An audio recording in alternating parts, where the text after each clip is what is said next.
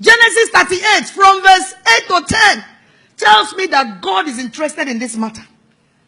A man called Onan slept with his brother's wife in order to give seed to his brother who died without a child. That is their pattern those days. So after enjoying himself thoroughly with his brother's wife, when it was time to release so that the woman can have a baby, he came out and spilled it on the ground. The Bible says God saw it. It made him angry. He killed the man right on the spot and went ahead and put it in the Bible for us. That is to tell you that God is interested in that aspect of marital relationship. Some of you think it's something you do only when God is not looking, when the takes light. Let us do it quickly. Before God turns around to look at us, we have finished. No. Don't hurry. God knows you are doing it. It's part of the package for marriage.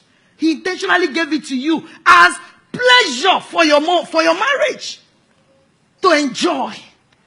And some of you, women here, have never really enjoyed it. You have had 2, 3, 4 children, but you've never enjoyed it.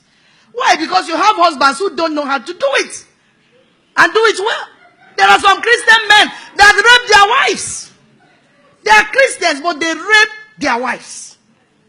And that is not good. A woman is not like an electric lamp. You switch her on when you want and switch her off when you want. It doesn't work like that. Some of you men here, the only romantic word on your lip is Ogelaiwe.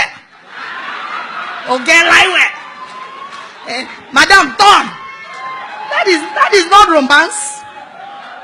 That is not romance.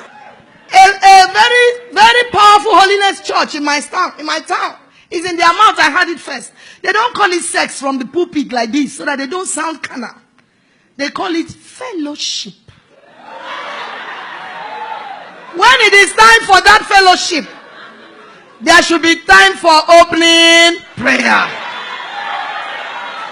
All those toasting, I love you past my mother, the necking, the kissing, the caressing, everything that goes with it. That is the opening prayer. Then of course there should be time for praise and worship in the fellowship of the bedroom. It goes also with testimonies. Remember all the good things that your husband is doing for you. All the good things. Talk to each other. Talk. Don't just do it as something you do in the dark. Everybody's mouth is sealed.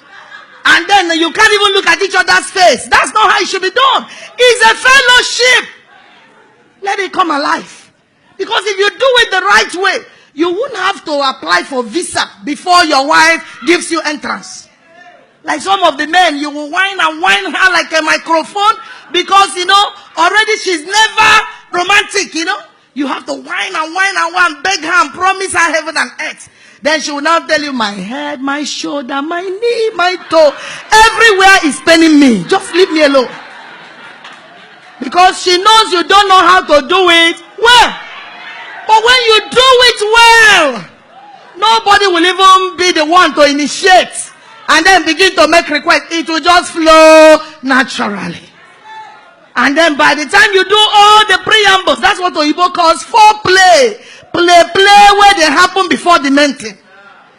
Then God allowed the woman's body in a way that by the time the proper thing is done, the body of the woman is ready to welcome the man of God to arrive to minister the word.